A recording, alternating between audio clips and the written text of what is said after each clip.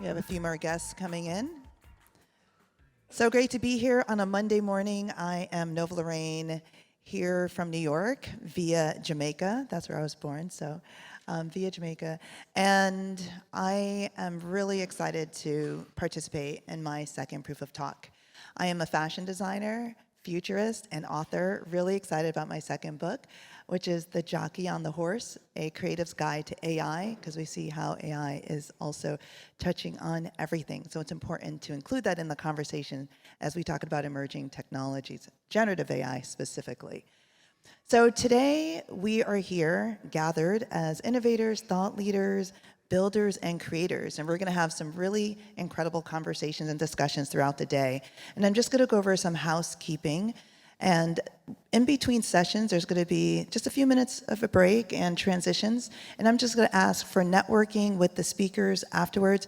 If you could please take that all the way back in the hall, because the voices do carry here, and we just want to be respectful for the speakers that are currently on stage. So I thank you ahead of time for that. I'm really excited to welcome our first set of speakers, and they will be speaking about how Ordinals and Layer 2s are reshaping Bitcoin. And if you remember January 10th, when the ETFs were approved and Bitcoin hitting its all-time high of over $73,000, we're going to see how Ordinals are playing into the role of Bitcoin and reshaping Bitcoin. I would like to first welcome Rena Shah to the stage. She is of Trust Machines, VP of Product and Operations. Welcome. I then would like to welcome, yes, Kwafel. Wherever you want to go. That's good. I'd like to welcome to the stage Sam Kim. Welcome from Big Brain Holdings. He's the general partner. We have Jamie Crawley of Coindesk. Welcome to the stage. Last but certainly not least, we have Dan Held of Asymmetric. He's the general partner. Welcome.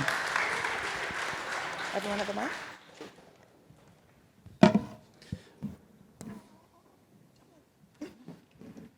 Well, good morning, everyone. Thanks for joining us for this first panel on the Mona Lisa stage, and welcome to Sam, Rena, and Dan. How are you all? Doing well. Good, thank you. Good. It's a pleasure to be hosting this panel and doing as a news reporter for Coindesk. Obviously, as you can imagine, attend many of these conferences each year, and you do get into a habit of seeing panels that could exist in 2024 in exactly the same form as they did in 2023, 2, 1, going all the way back, the kind of things to do with future regulation, mainstream adoption. Whereas I think what we're talking about here, even if we went back 2 years, this panel just wouldn't exist, because this ordinals and runes and all these sorts of developments on the Bitcoin ecosystem just have sprung up in the last 18 months, 2 years. If someone had come to me 2 years ago and said, Jamie, we need you to go to Paris and host a panel on Bitcoin Layer 2s, I thought, great, we're going to talk about Lightning for 40 minutes. That'll put some butts on the seats, won't it? We will talk about Lightning, I'm sure. But just to kick us off, Rena, I'd like to come to you first. Ordinals, runes, etc., they can prove to be a bit controversial. There's a lot of voices in the Bitcoin community who think they're detracting from what the original ethos of Bitcoin was, as decentralized cash, peer-to-peer payment system. Tell us why the utility that these innovations are bringing are not just beneficial to Bitcoin, but they're even necessary. I would say that ordinals are extremely necessary for Bitcoin. This is the first time in history you have more Bitcoin transactions now than ever. If you were to go back maybe some years ago, you had Solana hit 1 billion transactions in 2022. Ethereum hit 1 billion transactions in 2021. Bitcoin did not hit 1 billion transactions until last month, and this is solely because of ordinals, runes, and BRC20s. When you have network activity on chain, you're increasing the fees, and miners are getting paid for other auxiliary actions that they need, because at one point, mining will be obsolete and you still need to validate the network. And with ordinals and all the transactions back and forth, you're creating a flywheel economy for Bitcoin. Dan, there's, as I said before, there's a lot of criticism of things like of ordinals and the like, and there'll be people who say, but you know, exactly what Rena's just said. But nonetheless, is there a case being made that it's driving up fees? They drive up fees and congestion. Why do we need them? Yeah, that's a great question. So I think a lot of the criticism around ordinals comes from this class of Bitcoiner or a certain segment of Bitcoiners that we call like the Puritan Bitcoiners, where they are kind of like that old angry man, where they're like, hey, stay off my lawn, I don't want you bicycling around my neighborhood sort of vibe. But with any free market system, with any blockchain, you can't stop transactions from occurring. No matter how much you like or dislike those transactions, the entire point is that you're free to transact with whatever transaction you like.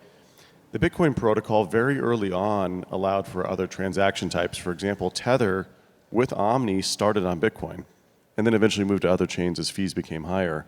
So, you know, I'm part of one of the oldest cohorts of Bitcoiners from the 2011 through 2013 era. And back then, we were okay with other assets being on Bitcoin. So the OG Bitcoin ethos is very, I would say, warm and inviting to other assets on top of Bitcoin. This was perceived as welcoming and necessary. It's much more the newer Bitcoiners who haven't seen the Bitcoin's progress over the years and they haven't been as open-minded as the original OGs.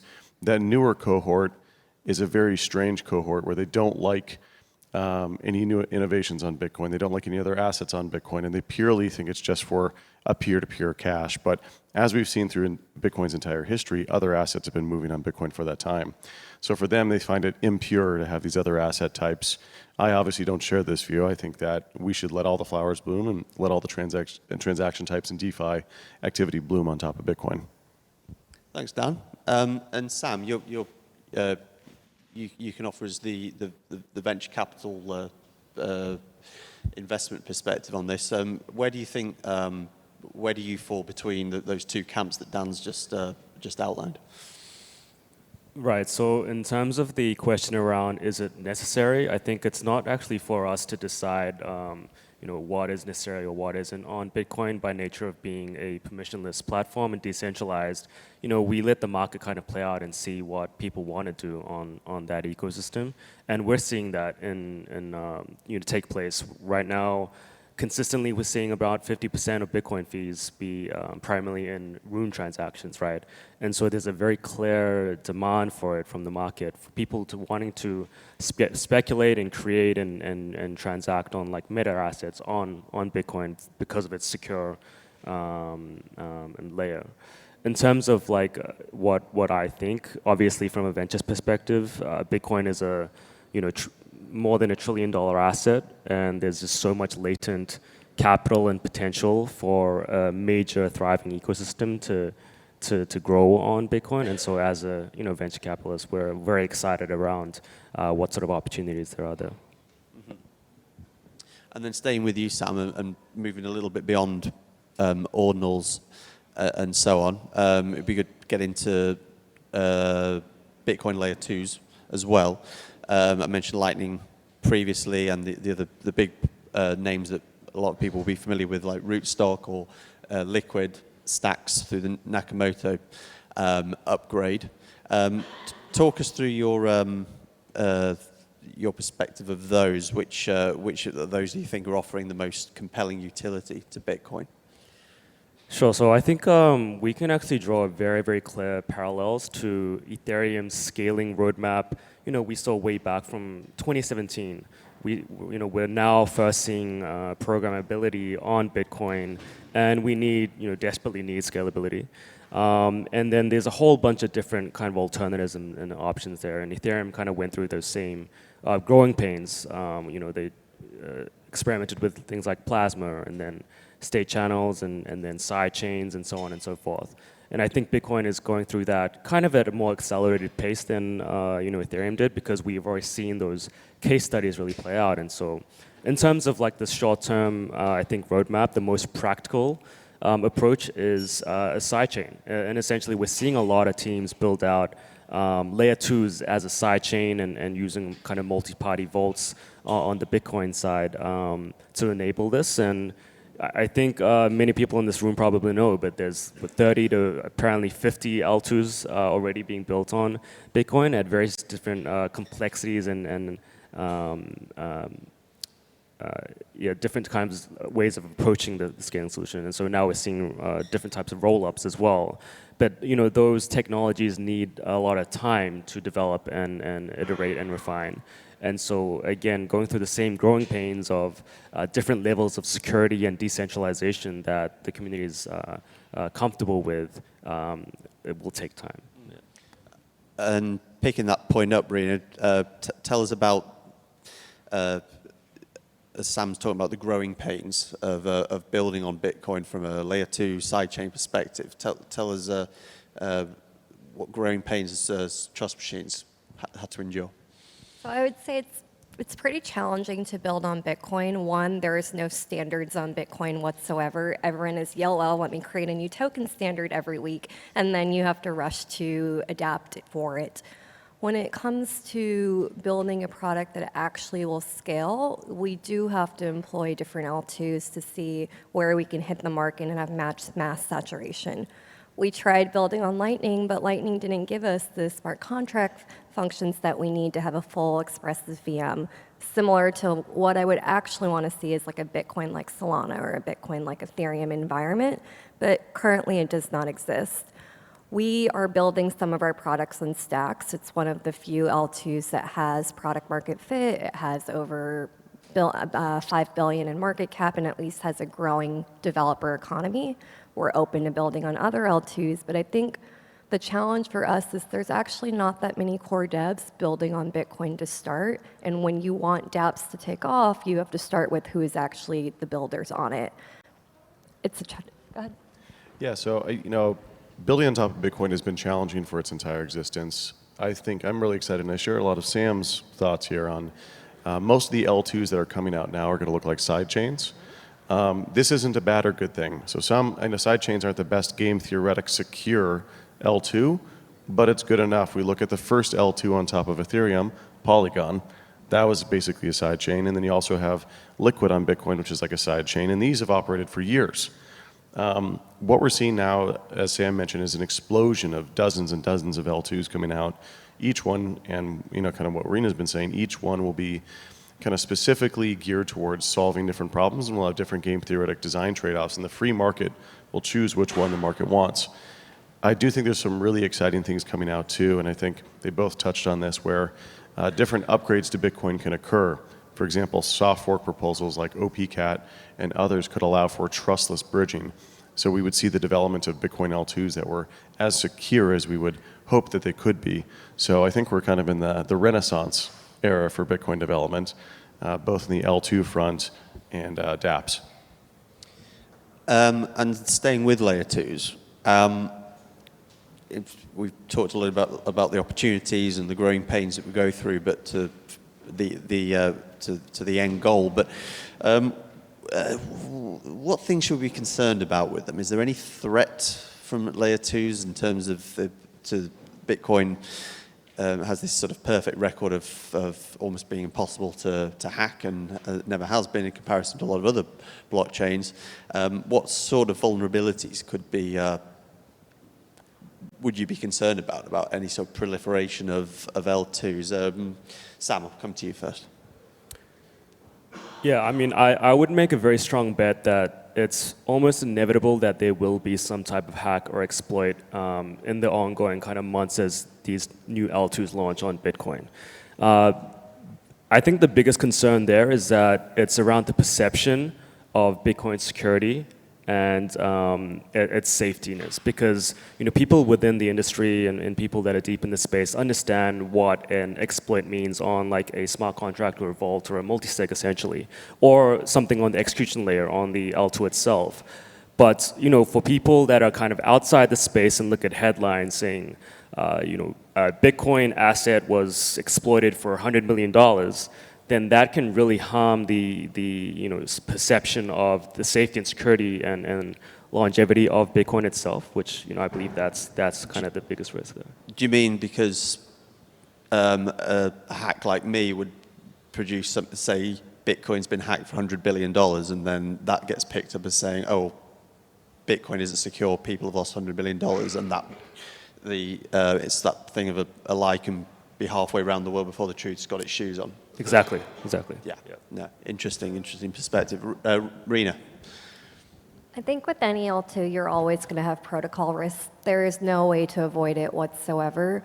What I look at when I'm going to build with an L2 is what language environment they're using and how close are they staying to proof of work, because proof of work has been secure since its inception of time, and that is the most durable. So when I evaluate L2s, if they are not recycling or reusing proof of work, those are the only ones that I will touch. If they touch proof of stake, I'm out, because that wasn't the essence of Bitcoin.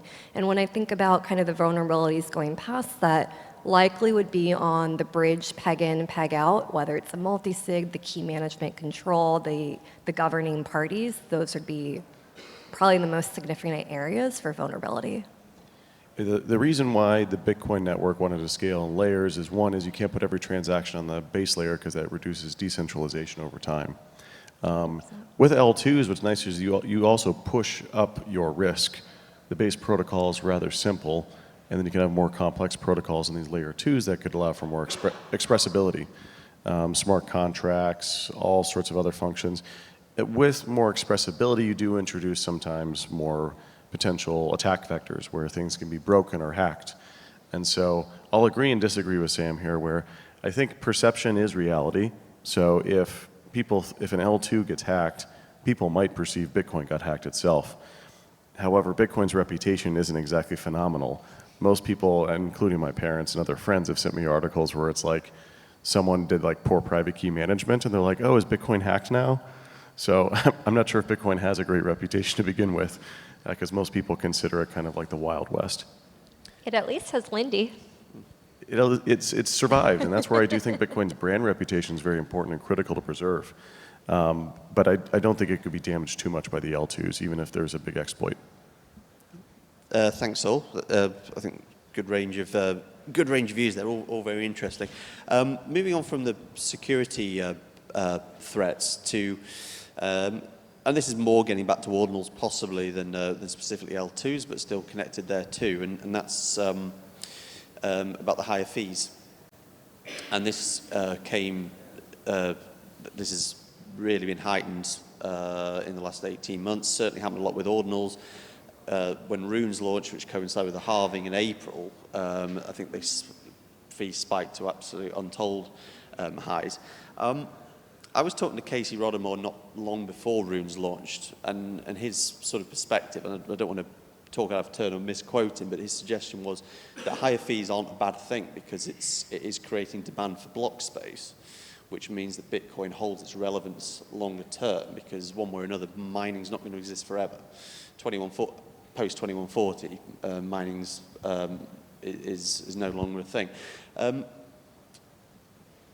Are we sort of irrationally averse to the idea of higher fees? After all, they help secure the network, and it provides an incentive for contributors to it to validate transactions. Anyone jump in on that? I've got a pretty good piece on this. So in 2019, I wrote up about Bitcoin's long-term game theoretic security based on Bitcoin's transaction fees and the subsidy. So what happens with Bitcoin miners is miners buy these machines and they pump a lot of electricity through these machines to do proof of work. They've provably shown that they've spent upfront capital, and they are rewarded with the block reward from the Bitcoin network for doing all of that work. The block reward is comprised of newly minted Bitcoin and transaction fees. And every 4 years, the issuance of newly minted Bitcoin drops in half, which means long-term for Bitcoin's game theoretic security, it needs to have lots and lots of transaction fees, because those transaction fees have to offset the decline in the subsidy. So, with Bitcoin's network in terms of what the average fee might be, it's only going to go up from here. Bitcoin's block space, or the amount of transactions that can occur in a block, the block space is fixed essentially, and the variable demand of transacting in that block space is only going to increase. So we should see transaction fees in the future rising to tens or hundreds of dollars consistently. Now, a lot of people might lament and say that's expensive, or this isn't what Bitcoin is supposed to be. Hal Finney, the first recipient of a Bitcoin transaction, thought that this is how Bitcoin would look, and he wrote this back in 2009, right when the Bitcoin network started. So when we look at where transaction fees were going to go, almost 14 years ago, 15 years ago, we saw this coming, anticipated it, and that's how the Bitcoin network and the community decided it would scale.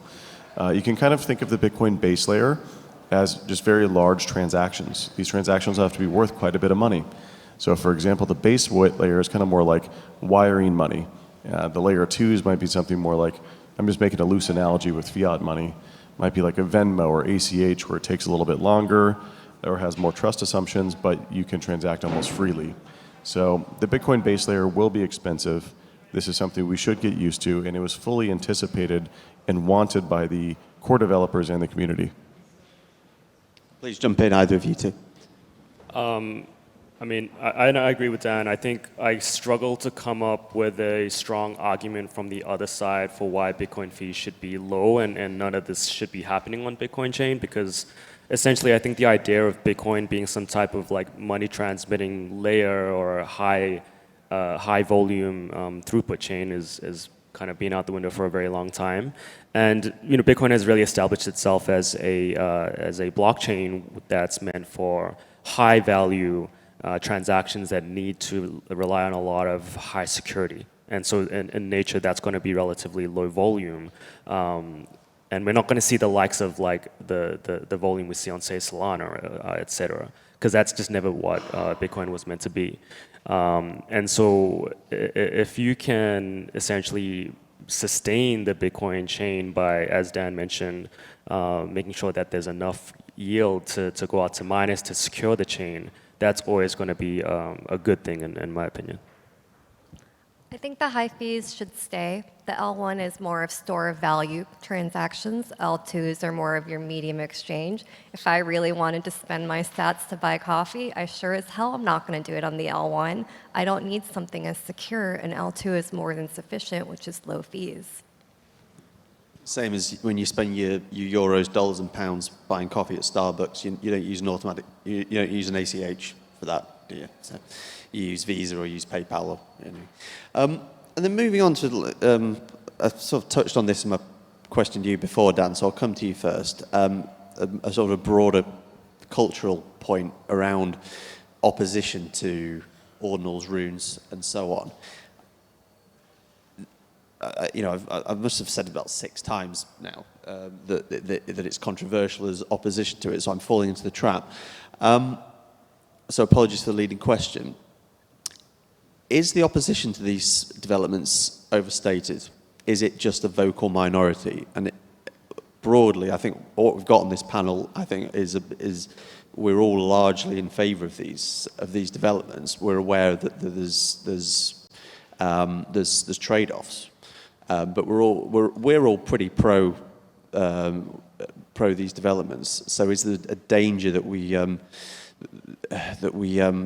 give more oxygen than the criticism is actually becoming of?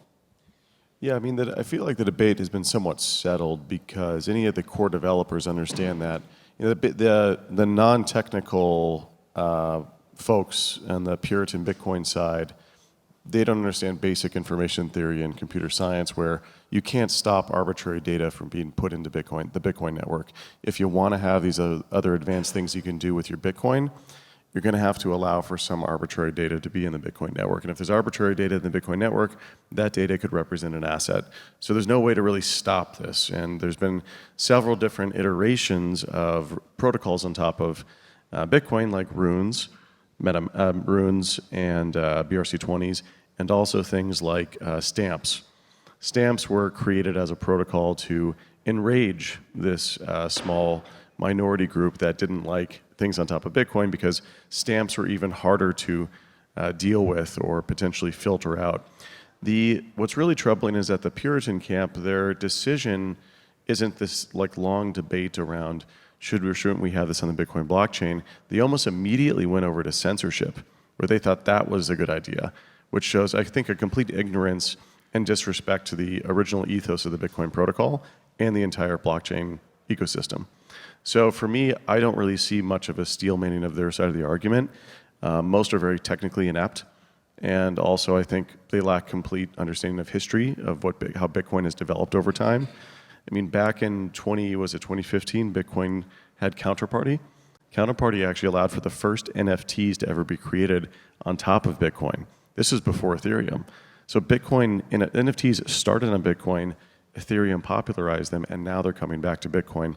This was the OG ethos of the space of let all the flowers bloom with these altcoins. We find them potentially silly, but that people should be able to experiment, and then we take whatever is working, we bring that back to the Bitcoin blockchain.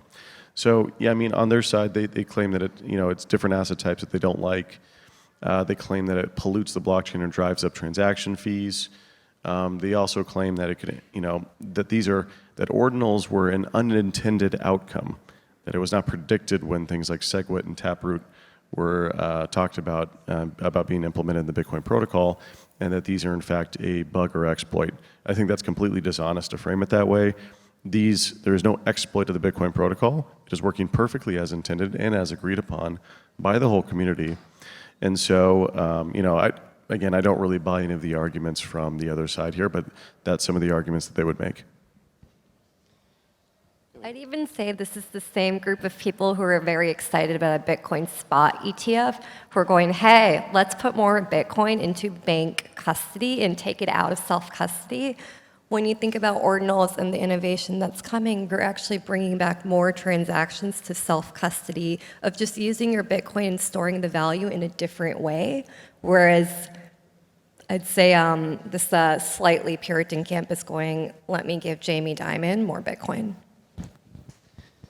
So again, comes back to your point of earlier, Dan, that why the perception might be that opposition to ordinals and so on is more of a Bitcoin OG position. If anything, it's probably not. It's sort of slightly later adopters who came to it maybe 2017, and their obsession, not obsession, it's the wrong way of putting it, but their focus became speed and scalability, and they've justifiably they've thrown a lot of effort and attention into that, and they feel like they've sort of been derailed a little bit.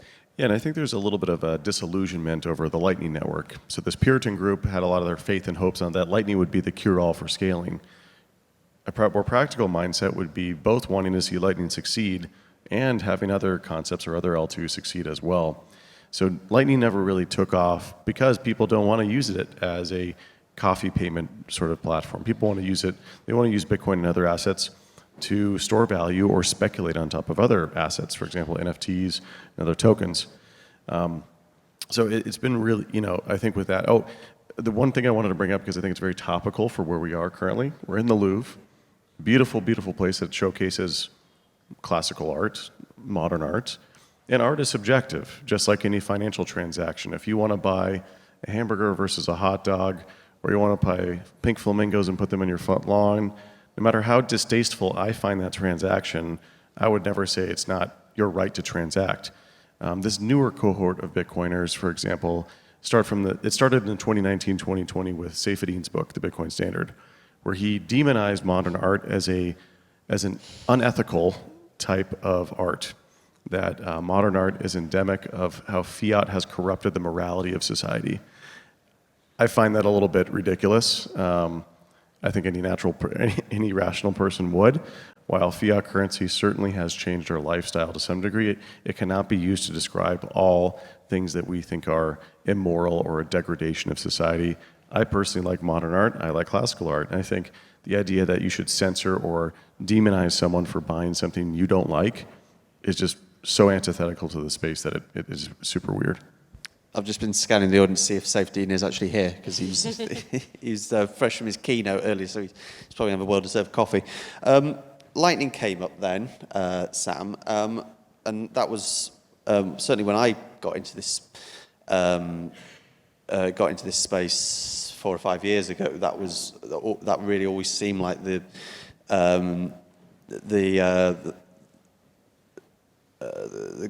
guy in the white hat was coming to save us and take Bitcoin into the next billion users. and by its own admission probably hasn't really taken off that way. What's your perspective on that? What has been holding Lightning up, and is there other things which have are set to succeed where perhaps it hasn't? I can't really speak to the technicalities of why Lightning worked or did not work, but I think at the end of the day, the whole idea behind Lightning and state channels was to become some sort of payments rail for Bitcoin, essentially because there's no other kind of programmability or smart contract like platform that you can build on something like a state channel. But then if you come back to the idea of being some sort of money transmitter, that hasn't really taken off in crypto, across the industry. There's a lot of infrastructure you need to build out. There's a lot of business development, a lot of regulation that needs to be enabled for us to actually get to a point where crypto is used as a payment to buy your coffee, at your cafe. It takes a while to get there. I think stablecoin regulation and stablecoin infrastructure has taken us a major step forward there. And then it's really getting to the merchant level of, again, them being able to accept crypto and the back-end infrastructure and the banking to be able to make the exchange between crypto and fiat seamless. But I think a lot of Bitcoin is and fantasize around the idea of Bitcoin being the one currency to kind of rule them all, and eventually you can buy a coffee with Bitcoin. But that just hasn't really been realized yet, and although it may happen, I think it will take a very long time. And before that, I think there are many other practical ways to get to that point of where we want to get to. Yeah, Rena, do you want to jump in there? The practical ways that Bitcoin Layer 2s are addressing these, and maybe a good point to nod to the likes of Rootstock or Stacks Nakamoto in terms of the utility that they're providing. Yeah, so what I would first say about Lightning is that Lightning was one, utterly complicated for an everyday person to even manage channels and such. Moving liquidity on and off is not something you or I can do in a feasible way, let alone companies to do. When you think about where L2s fit in, you're solving the transaction roll-up challenge by taking them either off-chain, rolling them up, whether it's optimistic or ZK, whichever route that you take to yourself. However, what it also means is that you have more functionality to do deeper activities and such. I think where I see a lot of failure with Lightning is that Lightning defined Bitcoin only as payments and transactions, but Bitcoin is more than that. Bitcoin is money. Bitcoin is a settlement layer. Bitcoin is a store of value. Hell, Bitcoin is now art, and Bitcoin is DeFi. And when you limit Bitcoin, you don't see the innovation that you can build. But L2s take a different approach, like Stacks, of you see Bitcoin for the beauty of what it is. Bitcoin is amorphous, it can change, it can adapt, and Bitcoin can do more. Stacks takes the approach of, we want to see Bitcoin deployed in DeFi. $1 trillion does not need to be locked as passive capital, it should be productive. And so the way that the Stacks ecosystem is architected its chain is to allow for shorter transaction times, 5 seconds, that ultimately roll back to Bitcoin's 10-minute block. Sorry, Dan, I was going to say, because I'm going to come to you on this, but just if you want to just pick up on what Rena's just said, that there is a lot of utility that exists on the likes of Ethereum and Solana, but if you want to store use Bitcoin as a store of value, we've got things like wrapped Bitcoin, WBTC. So what's stopping people from pegging their Bitcoin to an asset like that and using that on Ethereum, Solana, etc.? Sort of comes back to, I think, my very first question was, nice as it all is it necessary? Could we? Is there alternatives to trying to force this sort of utility on Bitcoin? Yeah, so one point I wanted to make with the last conversation was that a lot of the Puritan Bitcoiners believe that a virtuous world is a circular economy of all people buying their coffees with Bitcoin, and the merchant loves Bitcoin. You go around, you convince all the merchants to like Bitcoin, then the merchants start to pay each other with Bitcoin, and that's how Bitcoin adoption occurs. That has never been the case of how Bitcoin adoption occurs. Bitcoin adoption, which is fucking obvious, has occurred during speculative cycles.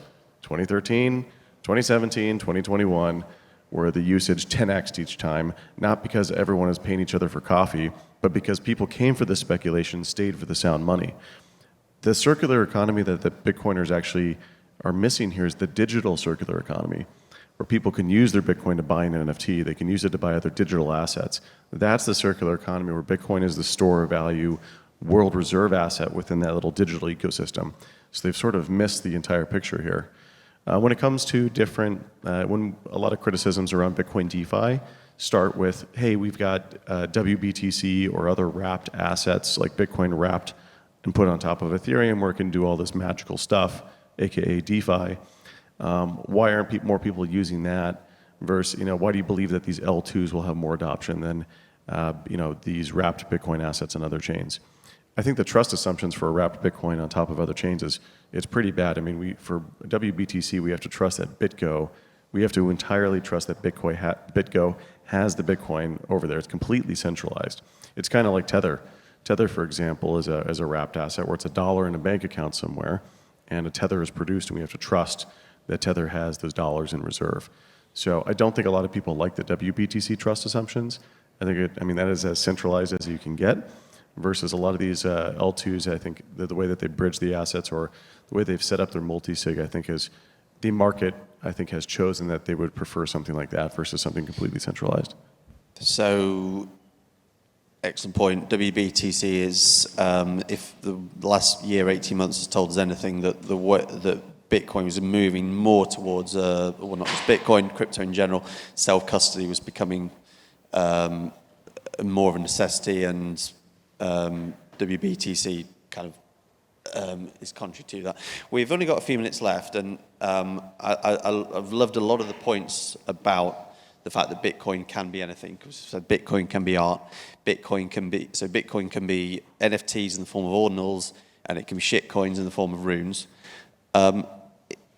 As a final point from each of you, I'd be interested to know, is there anything that you don't want Bitcoin to be? Is there any utility you see out there in the blockchain industry that you don't want to see on Bitcoin? Sam? Yeah, I think we touched on really good points. I think Bitcoin can be anything it wants to be. It's a hyper-capitalistic, I think, environment. It's purely driven by demand and supply. Whatever can be done, I think, will be built on Bitcoin.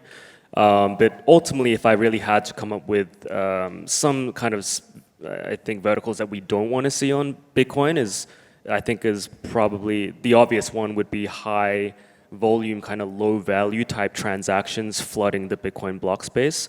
And so that looks like, Web3 gaming type, applications or, social applications and so on. And so whenever it comes to kind of low value transactions that don't necessarily need to leverage extremely high security and low trust assumptions, I think that'd be it. I think it's like whether I want to see something on Bitcoin or don't want to see something on Bitcoin, it's going to continue to exist because I can't stop it. It's meant to be open and permissionless.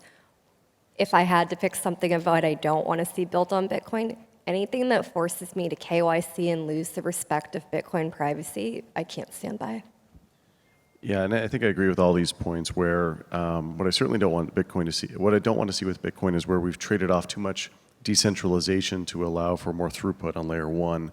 Bitcoin, I think we all unanimously would agree, is the most decentralized asset across a bunch of different parameters and how you would evaluate that. So anything that would compromise that, I think, would be a pretty big issue for me, but I'm also a free markets person where let all the flowers bloom. It's a free open block space that's permissionless, and let all the people use it however they see fit. Well, thanks all, and thanks all of you for your attention and for coming to see us. I think it's been a lot of good discussions, a lot of food for thought. So thank you all, and enjoy the rest of your conference. Thank you very much.